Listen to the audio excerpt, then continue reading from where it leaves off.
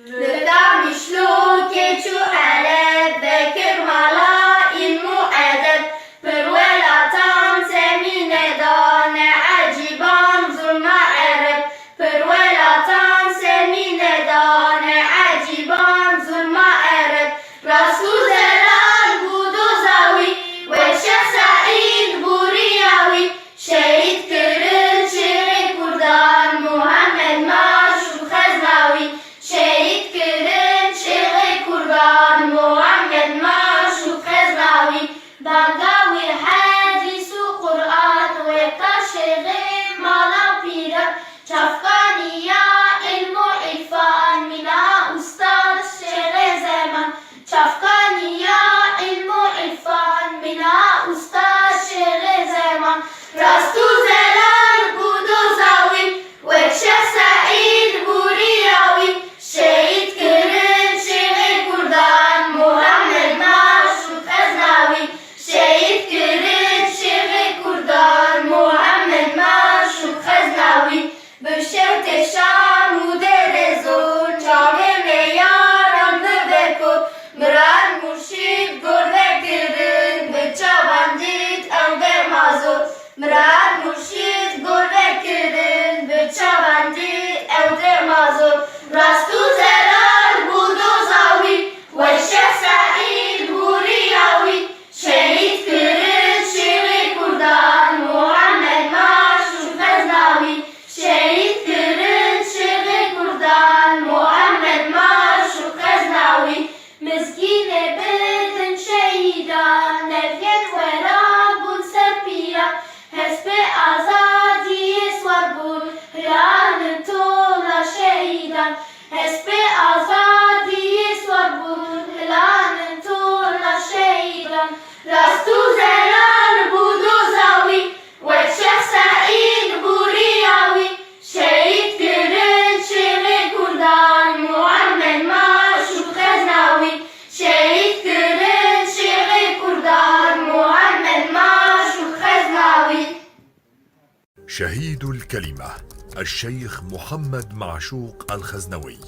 إن الحقوق لا يتصدق بها أحد، إنما الحقوق تؤخذ بالقوة.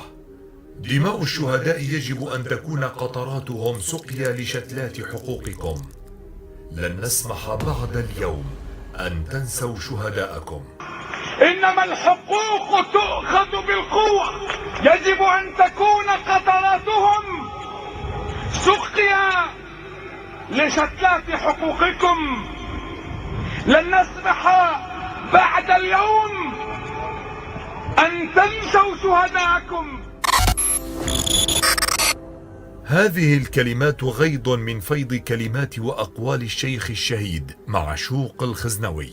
ولد محمد معشوق الخزنوي في 25 من كانون الأول من عام 1958 في قرية تل معروف، في أسرة دينية معروفة على المستويين الكردستاني والإسلامي. جده الشيخ أحمد الخزنوي الذي أطبقت شهرته الآفاق. درس معشوق العلم على يد والده إلى جانب دراسته الدراسة النظامية في المعهد الشرعي في باب الجابية في دمشق، ومن ثم في المدينة المنورة لينال شهادة الليسانس في العلوم الشرعية ثم شهادة الدكتوراه من الباكستان.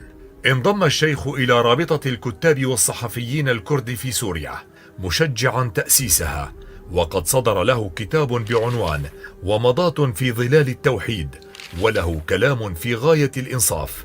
فلربما علق الشيخ قائلا عن عائلته: إنها ككل العوائل تجد فيها من يهتم بأمر الدين وآخرين يهتمون بأمر الدنيا، وقد تجد من أفراد هذه الأسرة من يدعو إلى الله خالصا وآخرين يدعون إلى أنفسهم، كما أنك قد تجد فيهم موحدا لا تشوب عقيدته أي شائبة، ولا يرى النفع والضر إلا من الله وحده دون سائر الخلق أجمعين. وفي الوقت ذاته قد تجد فيهم من انجرف وراء تيار الجهالة فاعتكف على قبر من القبور سادنا يتاجر بأموال الناس، أو عاكفا عليه وطائفا به يستمد منه العون والقوة والمدد، وأنى له ذلك فمن ورائهم برزخ إلى يوم يبعثون. شارك الشيخ معشوق في مؤتمرات دولية عديدة وترأس الكثير من الندوات في أوروبا والعالم، وكان نائبا لرئيس مركز الدراسات الإسلامية بدمشق. يعد الشيخ ظاهرة استثنائية بين طلاب العلم السوريين.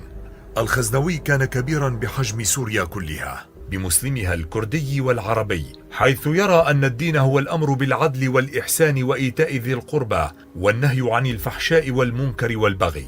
وهو كردي يرى أن العرب والكرد يشكلان معا وحدة أخوية متكاملة، وأن الكرامة الإنسانية ثابتة لكل بني آدم بتكريم الله له، بغض النظر عن الدين أو الجنس أو العرق أو النسب أو اللون. ومن هنا وجب القيام على الحق والعدل والمساواة، لأن حقوق الإنسان مكفولة لكل فرد ولكل جماعة كما أقرتها الشريعة الإسلامية. عملت العصابة الأسدية على استمالة بعض أبناء القرية لتشويه سمعة العائلة عبر الفرقة الحزبية البعثية التي افتتحوها في بلدتهم، وانضم إليها المختلفون مع آل الخزنوي فقط ليتاح لهم مناوئة آل الخزنوي، وكانوا غالبا ممن وزعت عليهم أراضي الخزنوية نتيجة قانون الإصلاح الزراعي كما تسميه عصابة الأسد. وقد ظهرت للشيخ محمد معشوق مواقف قوية لا سيما بعد انتفاضة آذار عام 2004، عندما قام بدور دبلوماسي من خلال معارفه من الوجوه الكردية وغير الكردية في دمشق، محاولا إطلاق سراح المئات من الشباب الكردي الذي تم اعتقاله على مبدأ الهوية عقب أحداث مباراة كرة قدم بين فريقي الجهاد والفتوة، عندما أمر محافظ الحسكة المجرم بإطلاق النار على المتظاهرين الكرد، ما أدى آنذاك إلى مقتل العشرات من الشباب الكردي وجرح المئات بالرصاص الحي الذي أطلق عليهم. وتبين فيما بعد أن ذلك تم بأوامر من وزير الداخلية علي حمود ورئيس النظام المجرم بشار الأسد. ولا شك أن نظام البعث الحاقد وعلى رأسه الزمرة الأسدية كانت تغذي وتعمق الهوة بين العرب والكرد وتزيد الشقاق بين الطرفين. كيف لرجل يحمل فكرا ألا تتبعه مخابرات الأسد الطاغية كانت تتعقبه منذ مدة بسبب شخصيته المؤثرة ومكانته العلمية والاجتماعية وعلاقاته الواسعة وصراحته في التحدث عن ضرورة إنصاف الأكراد السوريين ودعوته لإبطال القوانين القمعية. تم استدعاء الشيخ محمد معشوق الخزنوي مرات عديدة إلى الدوائر الأمنية الأسدية للتحقيق معه في علاقته بالمطالبات الكردية. لقاؤه في أوروبا ببعض وجوه المعارضة في رحلته الأخيرة إليها جعله يتحسس أنه بات مطلوبا، ما أوجب عليه أن يتخذ التدابير المطلوبة ضمن مدينته، غير أنه لم يفعل. وأثناء أسفاره إلى دمشق كان ينطلق بسيارته وحيدا، فنصبت له مخابرات الأسد الطاغية كمينا في دمشق في 10 من أيار سنة 2015. وعلى إثر اختفاء الشيخ تجمع نحو 10,000 كردي في 21 من أيار في مدينة القامشلي للمطالبة بالكشف عن مصير الخزنوي، ولكن دون جدوى. وبدأت المخاوف على حياة الشيخ تكبر أكثر، لا سيما أن عصابة الأسد لم تتفاعل مع الأمر أبدا. استمر اختفاء الشيخ 20 يوما حتى تواترت الأخبار عن رؤية بعض الأطباء للشيخ في مستشفى تشرين العسكري بدمشق وهو في حالة يرثى لها بين الحياة والموت. وقد أعطي بعض المضادات الحيوية والعلاجات وسط تواجد أمني كثيف في المستشفى، أي قبل يوم واحد فقط من مقتله على يد الأنذال. قامت مخابرات الطاغية بإرسال جثته إلى دير الزور ودفنها هناك من أجل إشعال فتنة بين العرب والكرد. ثم انتشر خبر مقتله في الأول من حزيران 2005، وخرجت على الفور وزارة الداخلية في حكومة المجرم تعلن إلقاء القبض على عصابة مؤلفة من 5 أشخاص قاموا باختطاف الشيخ معشوق الخزنوي من دمشق ونقله إلى حلب ثم قتله. ولفقت مسرحية على عادة الدجالين بأن قاضي التحقيق الأول بدمشق خالد حمود يشرف على كامل التحقيقات مع هيئة الكشف الطبية التي عينها القضاء، نافيا أن يكون قد تم اعتقال الشيخ معشوق من أي جهة أمنية. لقد قتل الشيخ بسبب التعذيب الوحشي الذي تعرض له على يد مجرمي الحقد الطائفي في أقبية الأمن العسكري، والهدف من قتله كان خنق روحه الكبيرة والقضاء على همته العالية ومنعه من تحرير أمته من نير العسف والحقد. سيبقى مقتل الشهيد محمد معشوق الخزنوي وصمة عار في جبين السلطات البعثية في سوريا، ذبحته أيادي الغدر والوحشية والطائفية والحقد في أقبية الأمن العسكري في دمشق. هذا الرجل الذي لم يقترف جرما سوى أنه كان سوريا كبيرا وصادقا، وتكلم بما لم تقبل به أحقاد الطغمة المجرمة المتسلطة على أمتنا، فاحتل مكانة رفيعة لدى السوريين عموما، فما كان من طغمة الأسد إلا أن أنشبت أنياب أحقادها في جسد الشيخ بعد أن اختطفته كلاب الأمن العسكري. وها هم باتباع أساليب القتل والاعتقال يريدون حرمان سوريا من مفكريها ومن علمائها، يريدون أن تكون سوريا لآل الأسد، ولكن هيهات هيهات.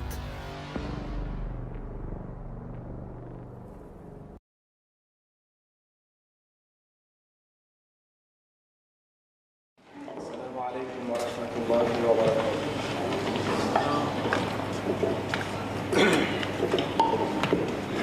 بسم الله الرحمن الرحيم. الحمد لله والصلاة والسلام على سيدنا محمد رسول الله وعلى آله وأصحابه ومن والاه، وبعد. أيها الإخوة الحضور، يشرفني أن أقف بينكم في مهرجان الإمام علي وحقوق الإنسان، ويعز علي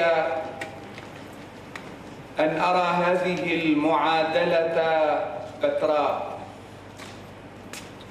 فربما الإمام علي أخذ جزءا من حقه، ولا أقول كل حقه.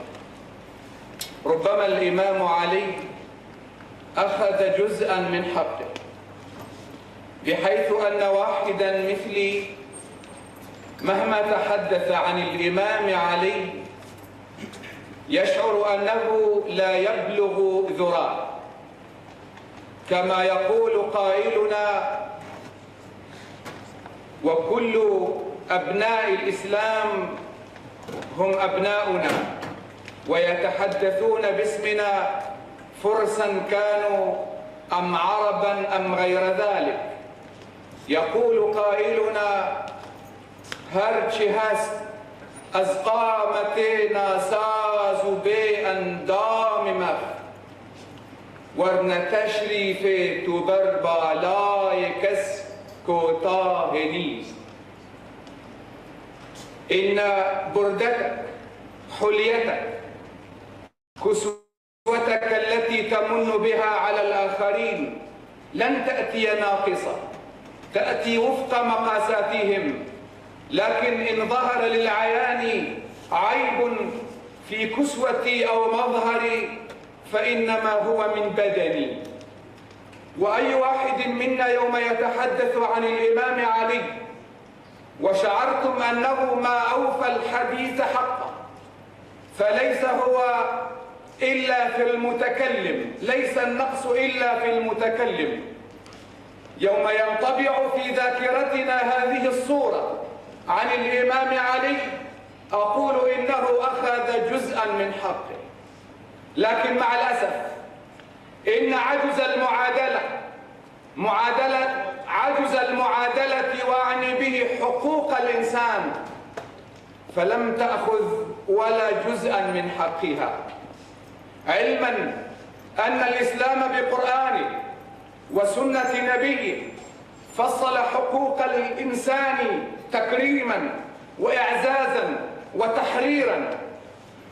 وإذا كان لابد للإنسان أن يرى القرآن متحدثا ويرى القيم متجسدة في أشخاص، فإن خير من يمثل قيم القرآن ودستور القرآن وتفاصيل حقوق الإنسان في شريعة الإسلام هو هذا العنوان الذي اخترناه، هو الإمام علي. وإنني لن أتحدث عن مسيرة الإمام علي الطويلة في خدمة الإنسان، لكنني أحاول أن أنقل لكم نبذا مختصرة بسيطة لتروا أن حقوق الإنسان هذا المصطلح الذي انتهكت حرمته، هذا المصطلح الذي أصبح شعارا مفرغا بل سلاحا في وجه الضعفاء والمساكين، هذا المصطلح الذي بدأ الناس يتاجرون به في أيامهم الأخيرة. نحن رفعنا راية هذا المصطلح قبل أكثر من 1400 سنة تجسيدا وسلوكا وتطبيقا. ولو أنكم عدتم معي إلى مواثيق الإمام علي ورسائله، وخاصة عهده لمالك بن الأشتر، هذه الوثيقة التي ينبغي أن تكتب بماء ذهب على باب مجلس الأمن إن كان لمجلس الأمن حرمة لدى الإنسان ولدى البشرية. إنها عهد يظهر ما للإنسان من مكانة وإعزاز عند شريعة الإسلام وعند الناطق الرسمي باسمها الإمام علي. إن الإمام علي ينظر إلى الإنسان كقيمة ذاتية، قيمتها كرامتها عزتها في ذاتها، بغض النظر عن أي ميزة أو أي فروقات أخرى، مسلما أو غير مسلم، عربيا أم عجمي، ينتمي إلى طبقة لها مكانة بين قومها أو إلى الطبقة الدون بين أفراد المجتمع. ولذلك حين يوصي مالك بن الأشتر يقول له: لا فضل لعربي على أعجمي ولا لأعجمي على أعربي، وأن الخلق، هذه ترجمة كلامه، وأن الخلق عيال الله وخيرهم لعياله. يذكر له قائلا: دم الذمي، ولعل البعض يستعمل مصطلح الذمي ويشعر بصغار، لكن مصطلح الذمي أرفع مستوى من أي مصطلح آخر يمكن أن تختاره لمن يختلف معنا في العقيدة. إن الذمي منسوب إلى الذمة، أي أنه في ذمة الله ورسوله، ومن آذاه فقد آذى الله ورسوله وخفر الله في ذمته وذمة رسوله. دم الذمي كدم المسلم. يقول له: لا تكن عليهم، على الرعية مسلما أو غير مسلم، لا تكن عليهم سبعا ضاريا تغتنم أكلهم. لا تقل إن فرصة أن أكون حاكما لمصر هي فرصة كما يفهمها الآخرون، كل اسرق ارتشي انتهك فأنت راحل. لا تكن عليهم سبعا ضاريا، فالخلق صنفان: إما أخ لك في الدين أو نظير لك في الخلق. يرسم حقوق الإنسان في ماله، ملكية الفرد مصانة. يقول له: ولا تمسوا مال أحد من الناس، مصل ولا معاهد. ليست الحصانة لمال المسلم فقط. إياك أن تضرب مسلما أو يهوديا أو نصرانيا في درهم خراج. طبيعي أن يساهم المواطنون في ميزانية دولتهم، لكن الدولة التي تقوم وتبني ميزانيتها على أساس الإساءة للمواطنين لا قيمة لها ولا بقاء لها. إياك أن تضرب مسلما أو يهوديا أو نصرانيا في درهم خراج، أو تبيع دابة يحمل عليها في درهم، فإنما أمرنا أن نأخذ منهم العفو. الزائد عن حاجتهم. إن الاعتراف بحقوق الإنسان السياسية حديث العهد. الناس تربوا على أن يكونوا على دين ملوكهم، وأن يسمعوا ويطيعوا لهم عبيدا عند أسيادهم. وما تحدث الناس عن الحرية السياسية إلا في القرن الأخير ربما، أو قبل الأخير في القرن العشرين. لكننا نفتخر أن لنا تجربة في الحرية السياسية والتعددية قبل أكثر من 1400 سنة، إلى درجة أن الحاكم أصبح ينظر إلى نفسه محكوما لرعيته، أي أن التعددية بمقدار عدد المواطنين. ولذلك يقول الإمام علي: لقد أصبحت الأمم تشكو ظلم رعاتها، وأصبحت أشكو ظلم رعيتي. إن الرعية أصبحت حاكمة بعددها، والمحكوم واحد هو الرأس الذي هو الشخص الذي يقف على رأس السلطة. كان بإمكان الإمام علي ككل الحكام والخلفاء والأمراء أن يستخدم السيف لكل ناقد، لكل متمرد على الحكم، متذرعا بالحفاظ على أمن الدولة، أو أن الدولة تمر بحالة طوارئ، ليقوم بتصفية كل المعارضين للحكم أو للرأي.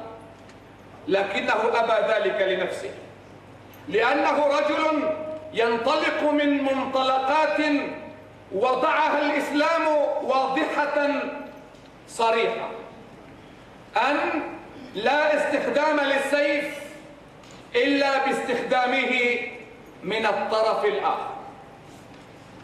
أما إذا كانت المعارضة في الأطر السلمية والنقد، فلم يسمح الإمام علي، وحين أقول لم يسمح الإمام علي إنما أقول لم يسمح الإسلام، لم يسمح الإمام علي بأي تجاوز عليه، لا بقمع ولا بمنع ولا إساءة.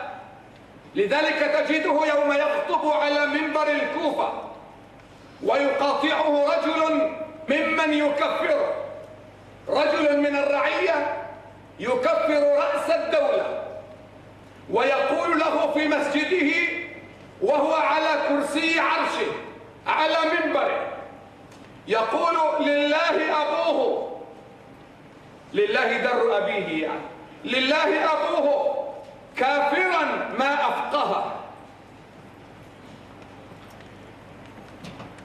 لكل خليفة لكل حاكم رعية، جماعة. إن برت جماعة علي تريد قتله، هكذا تقول لأمير المؤمنين: لله أبوه كافرا ما أفقه. فمنعهم الإمام: اتركوه.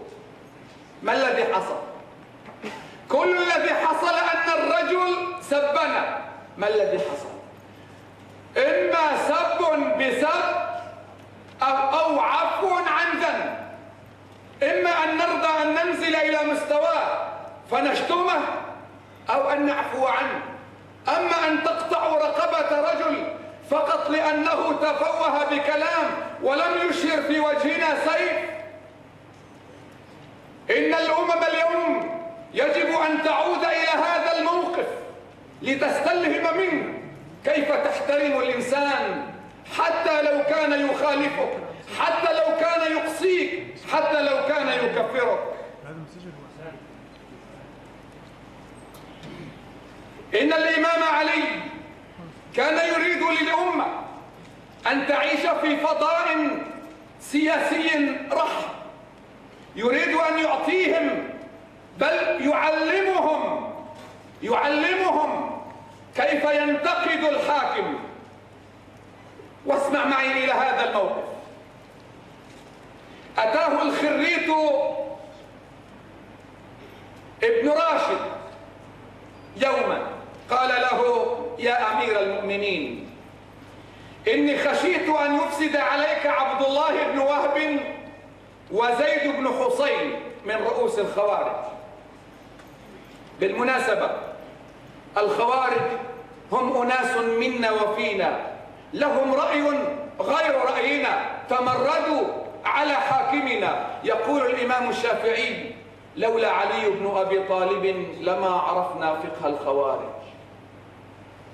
لقد اعتدنا كما هو عادة الأمم أن الذي يختلف معنا أن نقطع رأسه، أما أن ندعه منا وفينا يرتاد مساجدنا، بل يأخذ أعطياته من بيت مالنا حتى وهو خارجي، حتى وهو يكفرنا لا نكفره. هذا الفقه يقول الإمام الشافعي ما عرفناه إلا من معاملة علي للخوارج. يقول هذا: لقد سمعتهما يذكرانك بأشياء لو سمعتهما لم تفارقهما حتى تقتلهما. فقال علي: إني مستشيرك فيهما، ماذا نفعل؟ يريد أن يجس نبضه. فقال الخريت: آمرك أن تدعو بهما فتضرب رقبتهما. صف المعارضة كما يقول زبانية الطواغيت والطبقة التي تصطاد في الماء العكر حول الحكام المستبدين. آمرك أن تضرب رقبتهما. فقال علي: لقد كان ينبغي لك أن تعلم أني لا أقتل من لم يقاتلني. مشكلتك أنك تتعامل مع شخص لا تعرفه، لا تفهم تركيبته. أنا لا أقتل من لا يقاتلني. من يختلف مع الرأي فحسابه بين يدي الله، أما أن أريق دما فهذا شيء ليس من طبيعتي.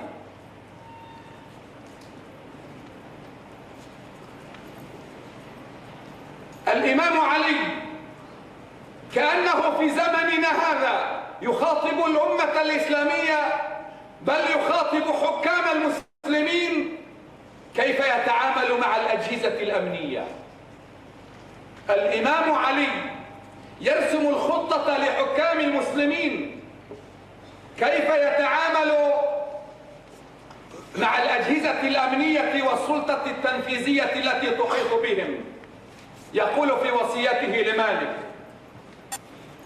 وليكن أبعد رعيتك منك وأشدأهم عندك أطلبهم لمعايب الناس، فإن في الناس عيوبا الوالي أحق من يسترها، فلا تكشفن عما غاب عنك منها، فإنما عليك تطهيره ما ظهر لك، فاستر العورة ما استطعت يستر الله منك ما تحب ستره من رعيتك. ولا تعجلن إلى تصديق ساع. كتبت التقارير أصحاب الخطوط الجميلة: ولا تعجلن إلى تصديق ساع فإن الساعي غاش وإن تشبه بالناصحين. سيدنا الإمام بعد أن رسخ مبدأ الشورى كنظام يحكم العلاقة بينه وبين عامة الناس،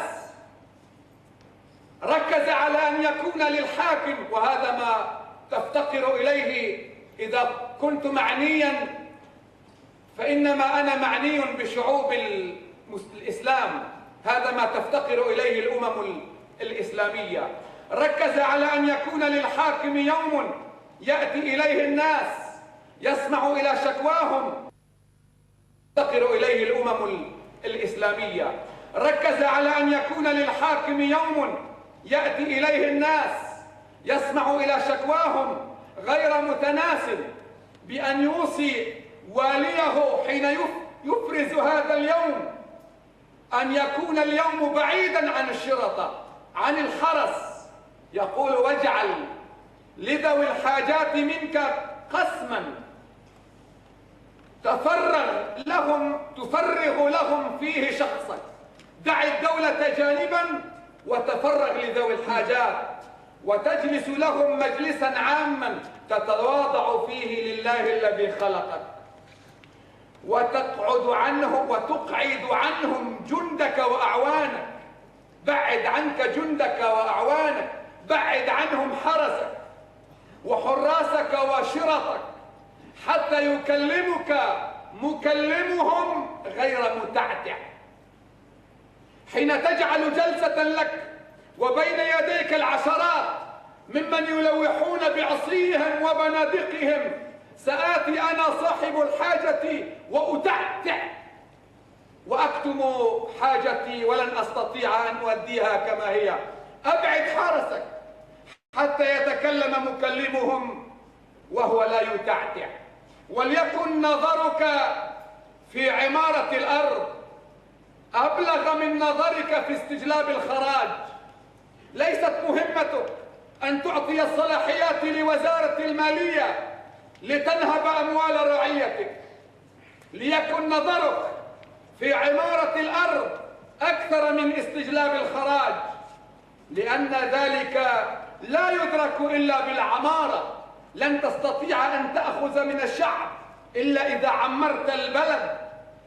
ومن طلب الخراج بغير عمارة، هكذا يقول الإمام، من طلب الخراج بغير عمارة أضر بالبلاد وأهلك العباد ولم يستقم أمره إلا قليلا. يضع ضوابط للحاكم كيف يختار وزراء. يقول إن شر وزرائك من كان للأشرار قبلك وزيرا، ومن شاركهم في الآثام فلا يكونن لك بطانة، فإنهم أعوان الأثمة وإخوان الظلمة.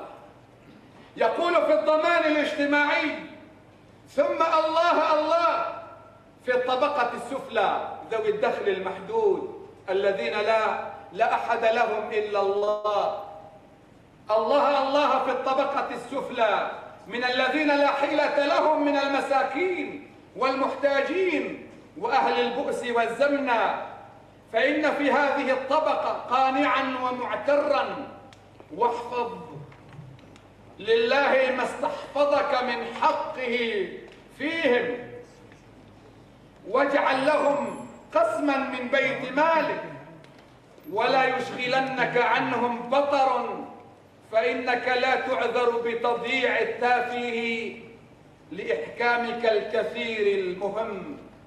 فرغ لأولئك ثقتك من أهل الخشية والتواضع، فليرفع إليك أمرهم أمر الضعف، ثم اعمل فيهم بالأعذار إلى الله يوم تلقاه، فإن هؤلاء أحوج إلى الإنصاف من غيرهم.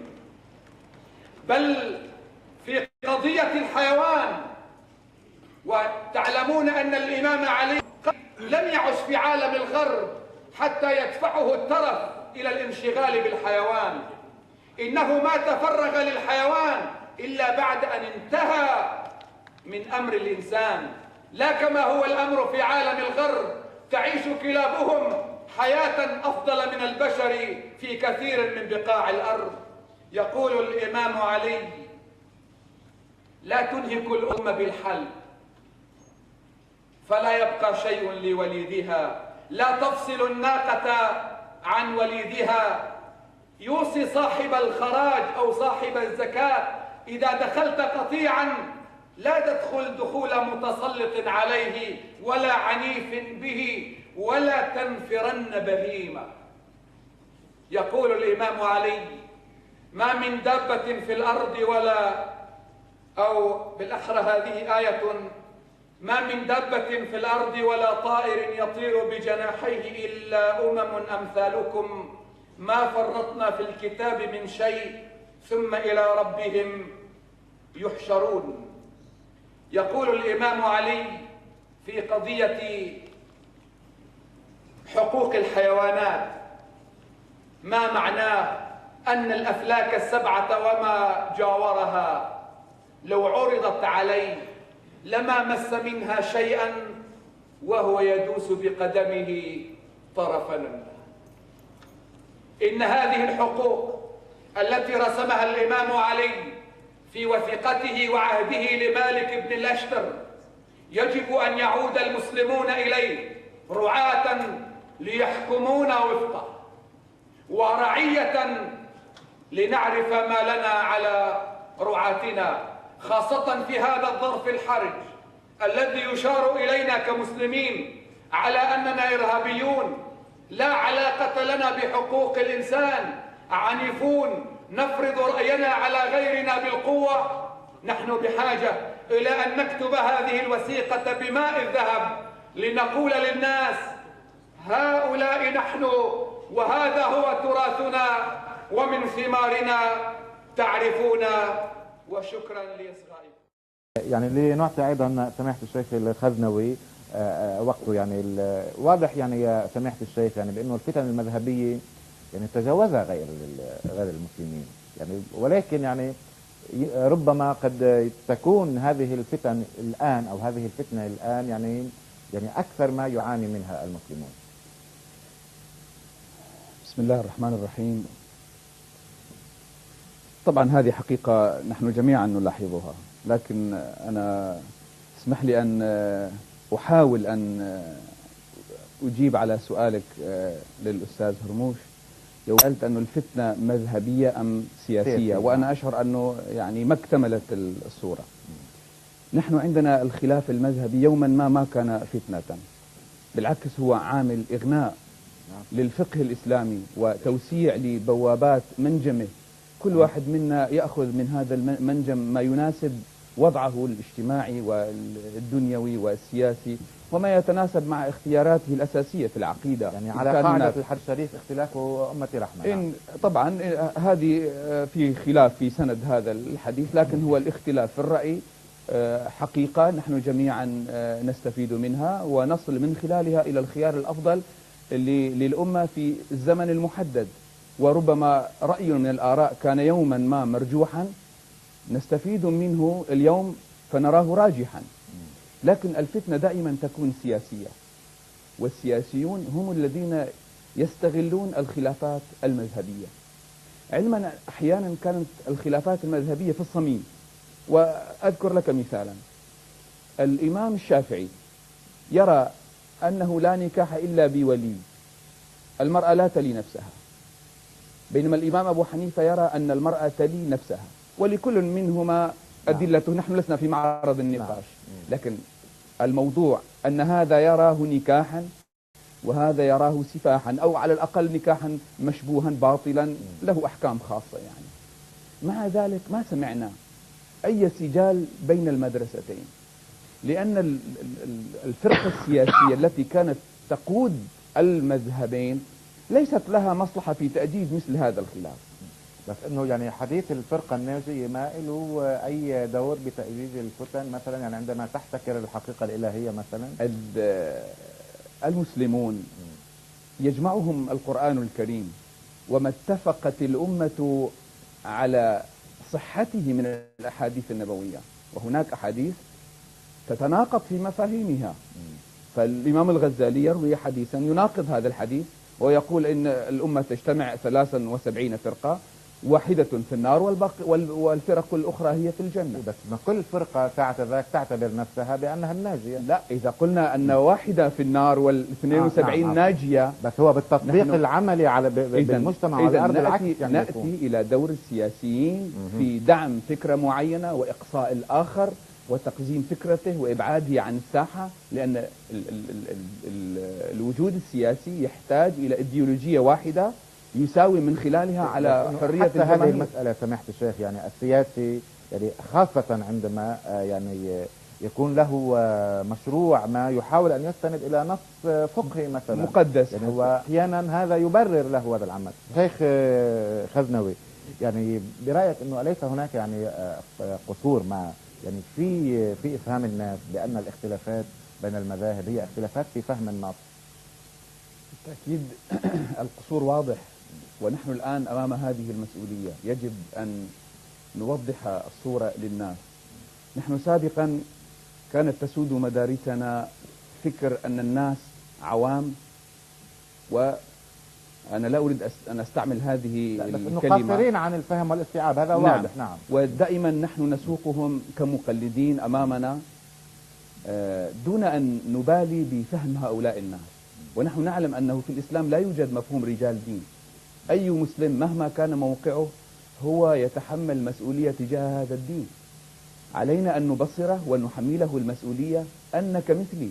ربما أنا أكون اطلعت على جوانب اطلع عليها، لكن يجب علي أن يتحمل مسؤوليته.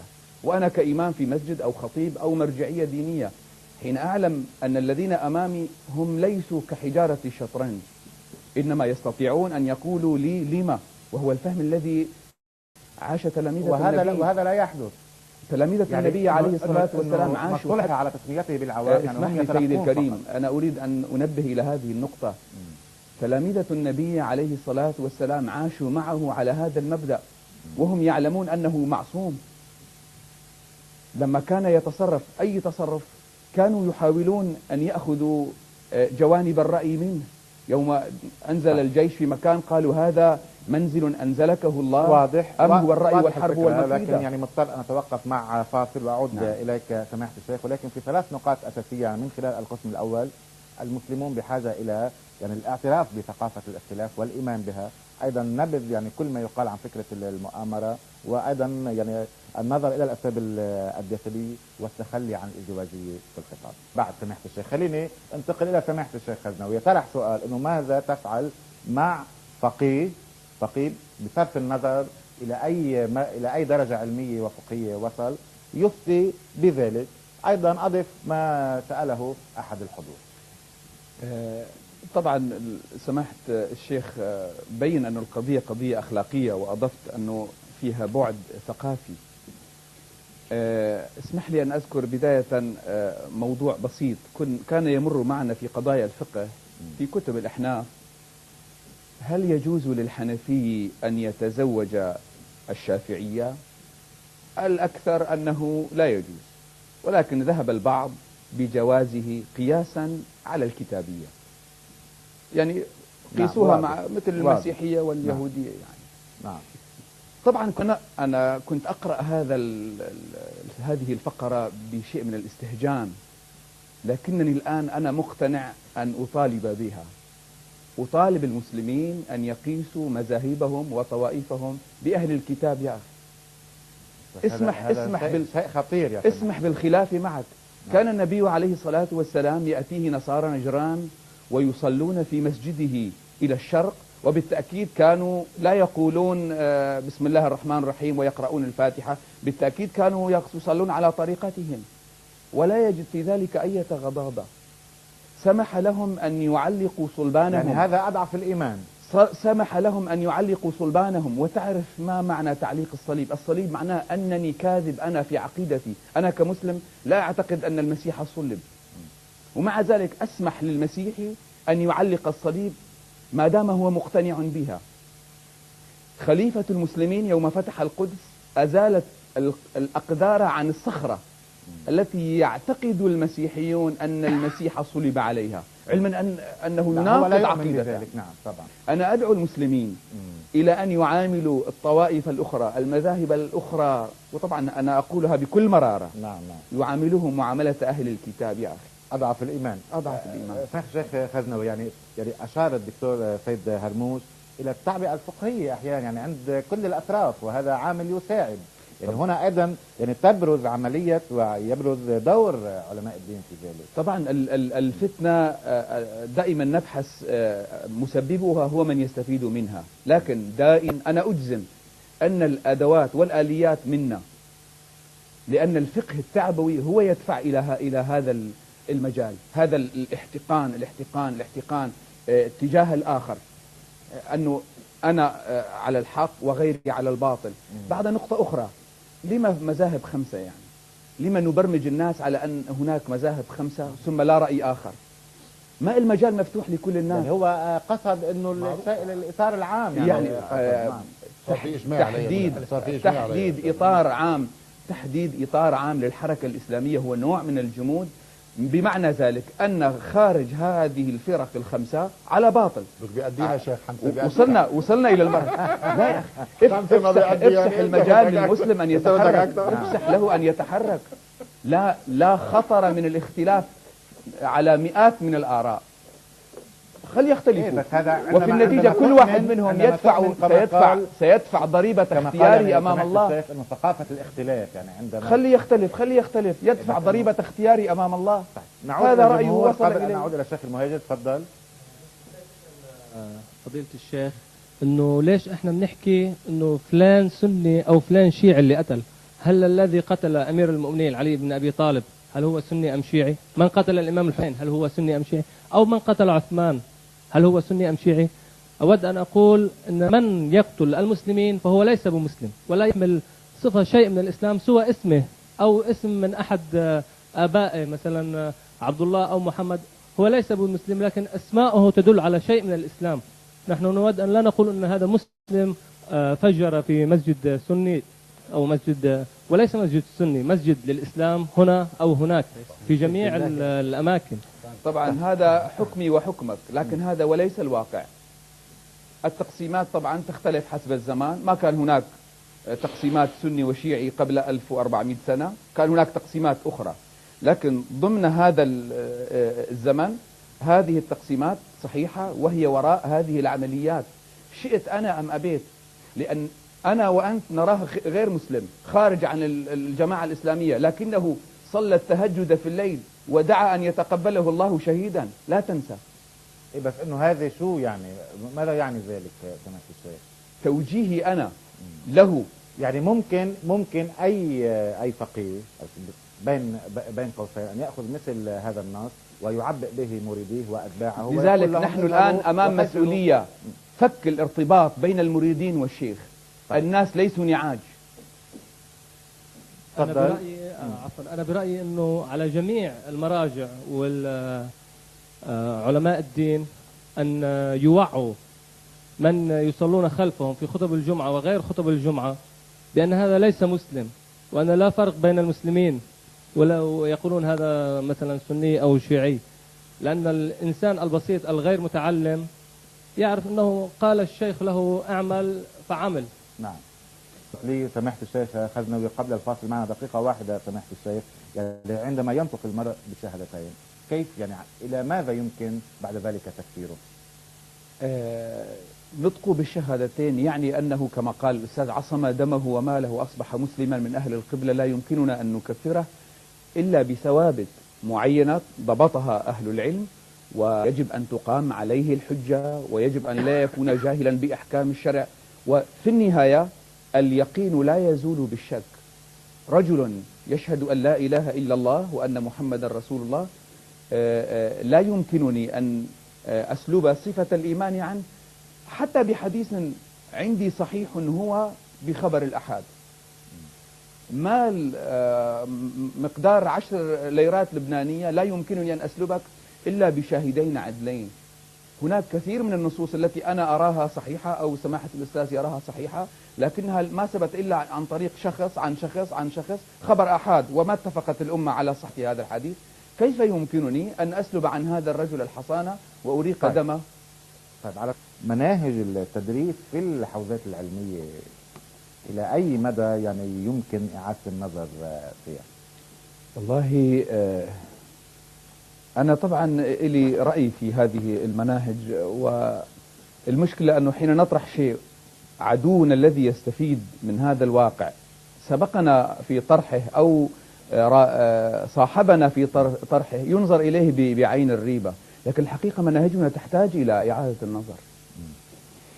تصور أن فقهنا في عهده الذهبي يسمح لأهل الكتاب أن يتعاطوا ما هو محرم في شريعتنا كالخمر، وإذا أتلف مسلم خمر الكتابي يغرم بقيمة هذه المادة لأنه غير مخاطب بتفريعات الدين. نعم. لكن لو جئت إلى مناهجنا سواء في الحوزات العلمية أو في المعاهد الشرعية للسنة تجد أن هناك فقه تمزيقي، فقه كيدي، التمضيق، نعم. فقه كيدي. أضرب لك مثالا لو سمحت. نقطة مهمة. نعم. مثال في قضية المسح على الرجل. الشيعة يرون أن الرجل لا يمسح ولا يمكن أن يقبلوا بالغسل، علما أن الغسل يتضمن مسحا. والسنة يسمحون بالمسح على الخف ولا يمكن أن يسمحوا بالمسح على القدم، علما أن المسح على القدم أولى بالمسح من الخف، لكنه فقه كيدي فقط لإقصاء الآخر. أنا أريد أن أفهم الذين يتخرجون من مدرستي أنني أنا أمتلك وحدي الحقيقة وأحتكر الخلاص. هنا المشكلة كبيرة جدا، فقه الكيد وفقه الكيد. نعم، وهو طبعا ربما ليس من المناسب أن أنشر غسيلي أنا الآن أمام الجمهور، لكنه موجود. طيب وأنا أناشد كل الناس القائمين على المعاهد الشرعية. يعني أنت كعالم دين ماذا تفعل لأجل ذلك؟ وأنا ألقي المسؤولية المباشرة. ما يعني على أنا الأقل أنت والشيخ الآن جعفر أنا وضعتني أمام موجودين مسؤولية أن أرد على الأخت التي قالت إنها مؤامرة خارجية. أعداؤنا في الخارج يستفيدون، لكنها ليست مؤامرة خارجية، المؤامرة في الداخل. مع الأسف أنا كمرجعية أنا أستفيد من هذا الواقع، لكن أنتم الشباب الذين تحترقون في هذه الفتنة لا أحد يتحرك. نعم. اسحبوا البساط من تحت أقدامنا، نحن لا نمثل الله. لما لا تتحركون؟ لما لا تقررون مصيركم بأيديكم؟ أنا من مصلحتي أن تكونوا غثاء أتحرك بكم كما أشاء، لكن أنتم تساعدوننا. مرة قولوا للمرجعية للشيخ للإمام لا. يعني أنا مستفيد من هذا الواقع. أنتم تحترقون. تقول أنت ضع الحل، أنا لا أضع الحل. ما أنت يعني أحد القضية أخلاقية سيدي، القضية أخلاقية. لو صحت علاقتنا مع الله لقدنا الناس، لو وجهناهم إلى ما فيه مصلحتهم. سادت في مدارسنا ثقافة لا تعترض فتنطرد، كن بين يدي الشيخ كالميت بين يدي الغاسل. هذه قضايا يجب أن يتنبه إليها الجمهور. تحرير الفكر. أنا لا أريد أن أتهم أنني أريد أن أقود ثورة ضد رجال الدين، لأنه أنا واحد منهم. يعني أنا في عندنا قول طبعا هذا فكر، لكن هل هذا هو الذي نعيشه في كنائسنا، في مساجدنا، في حوزاتنا؟ هل هذا الذي نعيشه أم نعيش ثقافة الاستسلام؟ نعود للجمهور مرة أخرى قبل أن ننتقل إلى سماحة الشيخ المهاجر. وجه السؤال لفضيلة الشيخ. حديث شريف كلكم راع وكل راع مسؤول عن رعيته. نحن لا نقدر أن نمشي بدون راعي. الأسرة في البيت دون رب أسرة لا تمشي. المدرسة بدون مدير لا تمشي.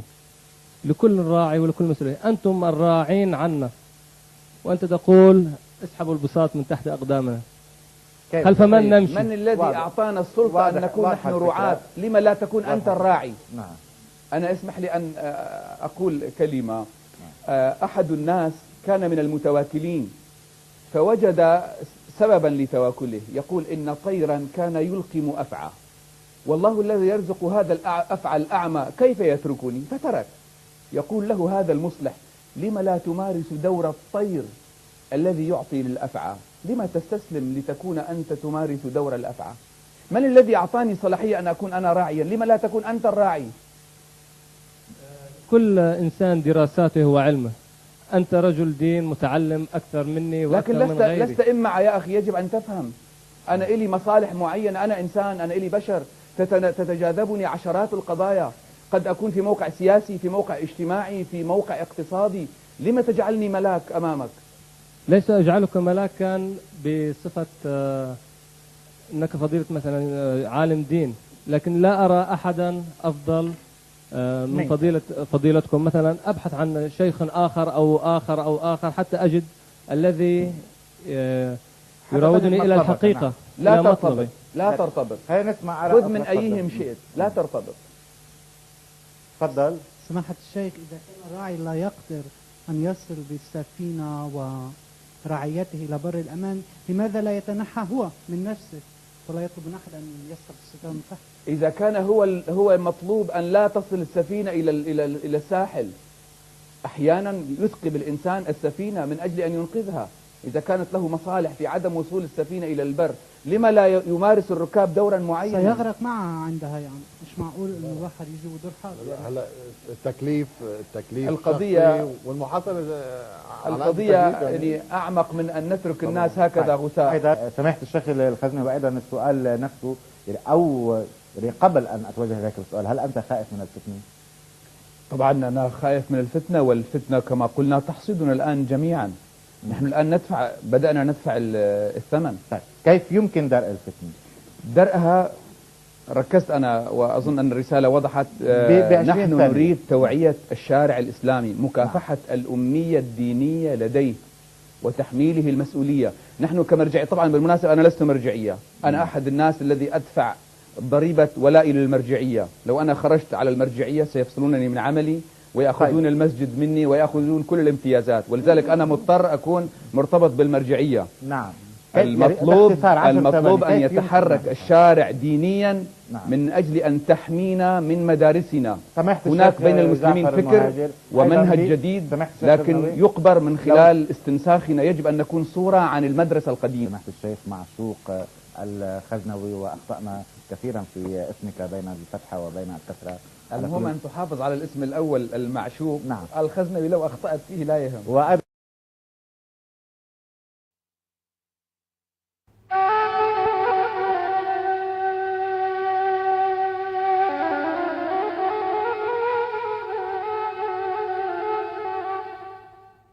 بود و بود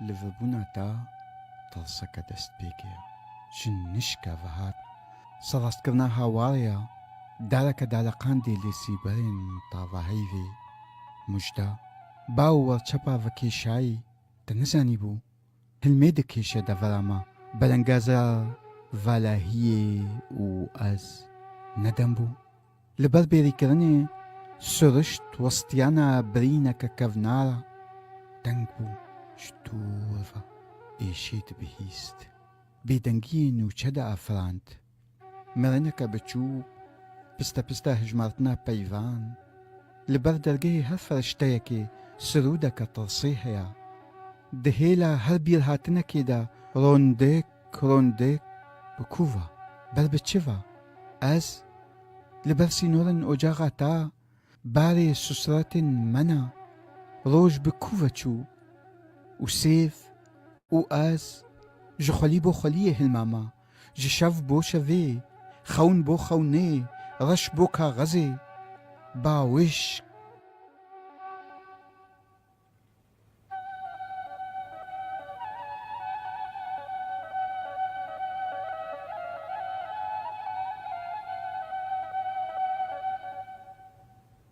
دارا هاي وهم بيسكرنا لا فيجن تا صندا بيريكرني بيرغيبونا آورين تا ين بشدار أفينا ما لسر باسكن كافل هشتين بالتني من جي دخست أفيني را كلو دردين خبريسن من هات فريجا لسر درفشا بيف قلوان لهفوكن مشقرتين وان بهنا ما يجيتي وشافين حيقان زمان زهايا جيان توج مرار زلندار باجار غمجينا دنگ ملولا زيمار گووندا ازادیه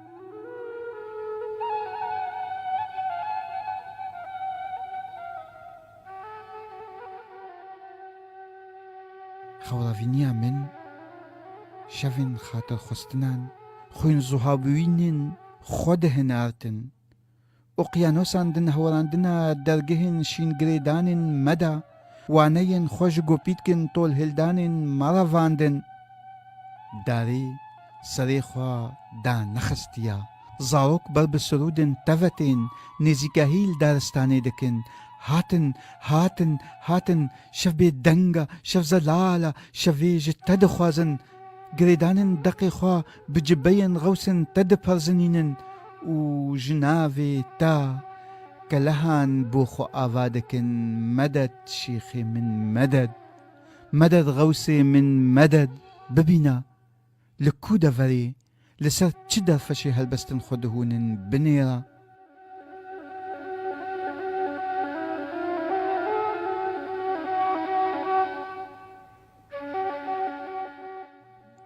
لور أري لور دزانم دلج زاروكتي تير نبوبو أري لور بلا عاصمان بقري دهم بيزا تدا بلا بقري درگه لبر خوددن میخن هشمندیا سیستمک پوتین هز بسنگن خوهم بیزدکن لور أري لور بیگانه بوی مینا دلی افسانه یکی تدلی خدای دستن ما تو أري تو سرمستي إيشي أري زفيكي قشاقرتي جيان خندقي تلبر كناري جيهانك خلماش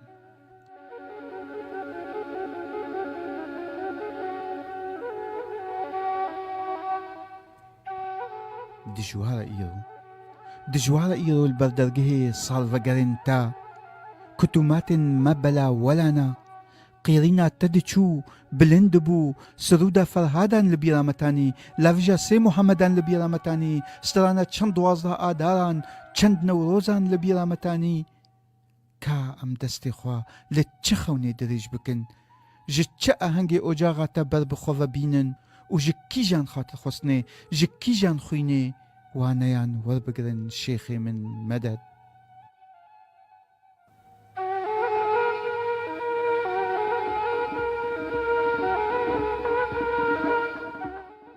هينجي زاروك لبر تشيروكن و عسكر هاتا وتنفن هينجي كليلكن خونا ما شهيدن خوزندي دسترينن هينجي خطبن تا كليتن قهرمانينا هينجي دلي مدى قرتيا هينجي چافديري ستيرا رجيا يجي عاصمين ام هينجي هسرتا آزادينا ام هين هينجي توزا قورك دناف بسكو كزين بوكو قيزن مدى دقيرن هينجي دناف بيفو هفوكان دا نيتيرفانن بكارانينا هيسران ملفانن شيخمن ديواري ما بدنگي تا برنگي تباراستينا جئريشن كيم كرني مزنترن ديواري ما جهوارو في غانان بلنترن ديواري ما جخونن دجمنان ربر سنگو آسي گهن ديواري ما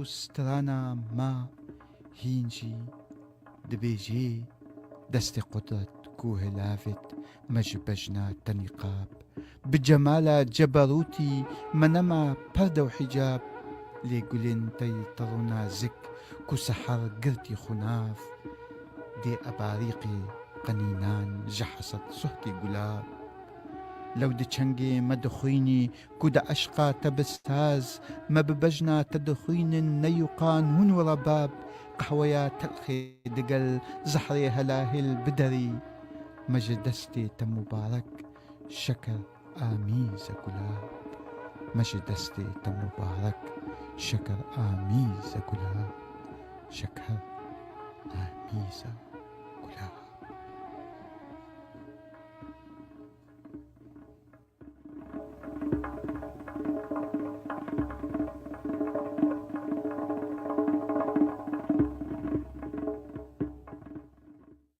شهيد الكلمة الشيخ محمد معشوق الخزنوي. إن الحقوق لا